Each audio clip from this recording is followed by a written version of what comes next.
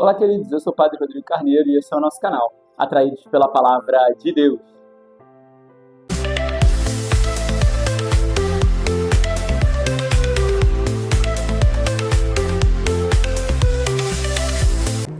Pera aí, só um minutinho. Não passa ainda esse pedaço do vídeo. Eu queria dizer para você, se você ainda não é inscrito no nosso canal, faça a sua inscrição para você poder receber todo o nosso conteúdo. De maneira especial, ainda ativa o sininho, porque aí vai chegar a notificação sempre que a gente postar. Para você ficar assim, será que já postou? Será que... Então, você vai saber quando a gente postar. E também, depois que você terminar de assistir esse vídeo, se você gostou do conteúdo, deixa a sua curtida, porque nos ajuda muito na nossa evangelização. Deus abençoe, gratidão. Vamos então agora à nossa partilha da Palavra de Deus. É muito bom ter você aqui com a gente, mais uma vez, nesse sábado, dia 10 de maio, onde a Palavra de Deus nos diz que a igreja está em paz, consolidava-se e progredia no temor de Deus. Ou seja, a igreja, a palavra esses dias dizia que a igreja estava sendo perseguida, o povo se dispersou, a igreja estava passando por dificuldades, mas hoje estamos em paz e a igreja está crescendo. Na perseguição a igreja cresceu, na paz a igreja cresceu. Porque a igreja sempre cresce em número.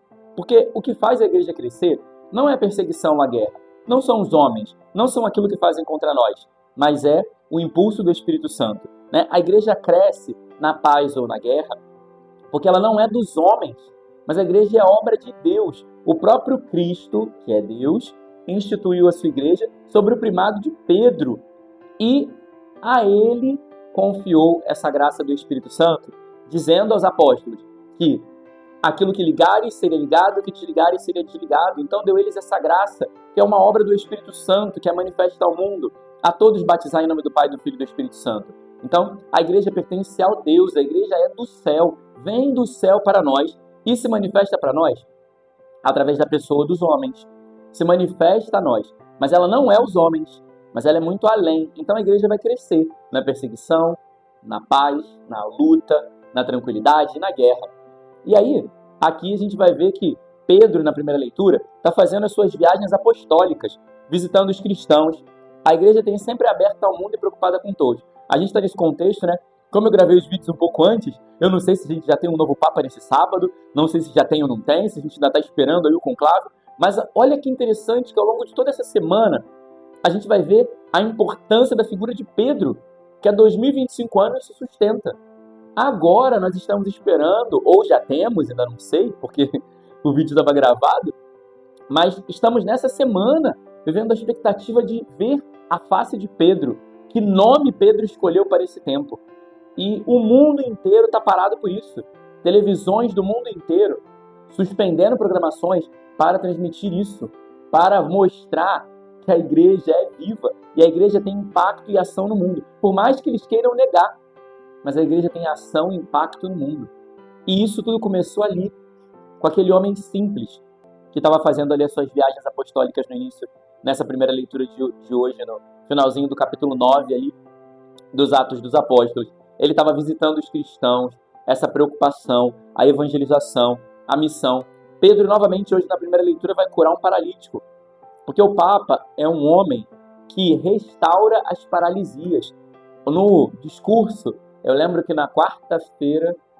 o conclave começou quarta. Na quarta-feira, quando começou o conclave, o discurso do cardeal que estava conduzindo a missa pro elegendo, ele dizia que o mundo de hoje, entregue, né, muito movido pela tecnologia, pela ciência, pelas comunicações, e vai se esquecendo de Deus. E Pedro hoje está mostrando para nós que a igreja não pode deixar de comunicar. Por isso ele está indo visitar as comunidades, para comunicar. Por isso ele está indo ao encontro, para comunicar. Por isso ele está curando, para comunicar que existe uma obra de Deus que não pode cessar, que existe uma obra de Deus que não pode parar. Então na minha vida também, na sua vida, precisa existir também essa obra de Deus que não pode parar, que precisa ser comunicada. A igreja precisa continuar comunicando. O mundo, os meios de comunicação civis e sociais, eles em sua maioria, eles não vão comunicar a salvação. Mas eu preciso, como um instrumento de comunicação, como um comunicador, eu sou um comunicador, porque eu posso falar em nome de Deus. Então eu devo comunicar essa salvação, eu devo comunicar essa obra, eu devo comunicar aquilo que é de Deus. E ele vai dizer justamente para aquele homem, levanta, vai falar para aquele homem se desacomodar das suas paralisias e vai dizer, arruma a sua cama. Ou seja, a figura de Pedro também vai trazer ordem, vai trazer organização. Arruma. Pedro precisa arrumar, levar a gente a arrumar aquilo que não está certo. Então, independente de quem seja o Papa, ele tem a função de arrumar as coisas segundo o tempo. Para aquele homem na primeira leitura, chegou o tempo da cura da paralisia. E diante da cura da paralisia, ele precisava arrumar as suas coisas. E é isso que Pedro quer trazer para nós. Para esse tempo, para esse momento que estamos vivendo, tem coisas que precisam ser arrumadas. E o Espírito Santo suscita um homem, Pedro, que vai assumir um nome, que eu não sei qual, se já tem ou se não tem, mas que vai trazer esse nome para nós, que vai trazer essa verdade para nós, essa verdade do céu e arrumar as coisas. Pedro também chamou mais pessoas para perto por conta dessas manifestações dos seus sinais. A igreja foi crescendo por conta dos sinais e daquilo que foi manifesto. Vai dizer também que Pedro curou uma mulher que era cheia de dons, uma mulher que fazia tecidos, fazia muitas coisas boas, mas morreu. E Pedro foi lá e cura essa mulher.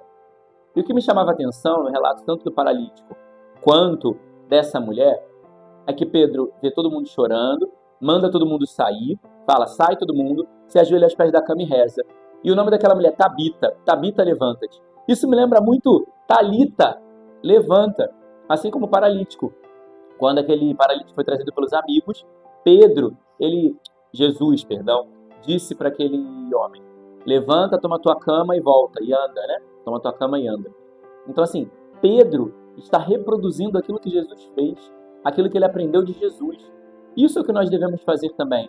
Aquilo que aprendemos com Jesus precisa ser manifestado, precisa ser levado à frente, precisa ser continuado. A obra de salvação de Jesus no mundo hoje precisa ser continuada através da nossa vida, do nosso testemunho, repetindo os atos de Jesus.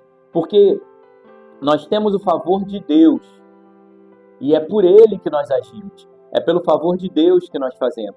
E aí o Salmo vai dizer que poderia retribuir por tudo aquilo que Ele fez em meu favor. Nós temos o favor de Deus e a sua graça. Como podemos retribuir? Pela fidelidade. Pela fidelidade a Deus. E não por outra coisa, não por interesses, não por querer aparecer, não por querer se promover. Porque muita gente hoje está querendo se promover. Eu ouvia hoje, esses dias aí, de um menino que cobra 30 mil reais, 30 mil reais para ir pregar numa igreja. Pessoas que querem fazer nome, pessoas que querem ser vistas, pessoas que querem ser reconhecidas.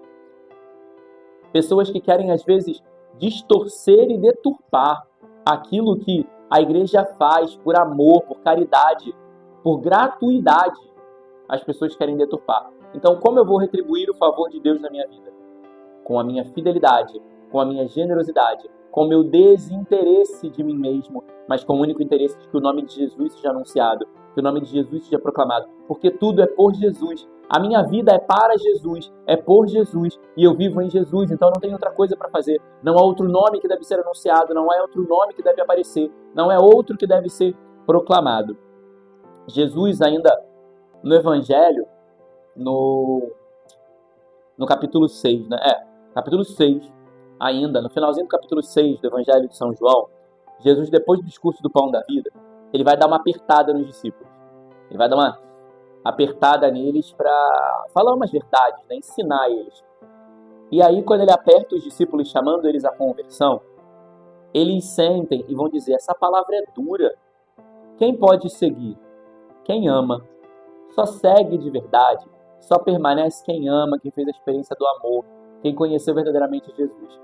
Quem está de brincadeira, quem está por interesse, quem está querendo pão, quem está querendo sinal, quem está querendo matar a fome, não consegue compreender a radicalidade do Evangelho. Não consegue compreender a profundidade do envolvimento com Jesus. Não consegue entender a grandeza do mistério de Deus. E aí, Jesus aprofunda que é o Espírito Santo que dá a vida. Porque a carne, ela não adianta nada. A carne passa, ela perece. Uma pessoa, quando morre, a sua carne se desintegra, a gente volta ao pó. Então, ou seja, a carne não dá sentido, a carne não dá futuro, a carne não tem vida por si só. Mas quem dá vida à nossa carne é o Espírito. Então segundo os seus ditames que nós devemos viver. Se a carne não me leva para o céu, se a carne vai se desintegrar um dia, como eu vou seguir as ordens dela? se ela vai se perder, se ela vai se desintegrar. Agora o Espírito permanece para sempre, então é Ele que eu devo seguir. É os ditames, a condução do Espírito que eu devo seguir na minha vida. E aí, o povo ele é atraído por Deus por sinais. Jesus multiplicou pão, Jesus fez milagres, Jesus curou, libertou. O povo se aproxima de Jesus por interesse. Isso não é ruim. Mas esse povo que se aproximou, Jesus quer formar, ele quer falar a verdade, ele quer aprofundar, ele quer instruir.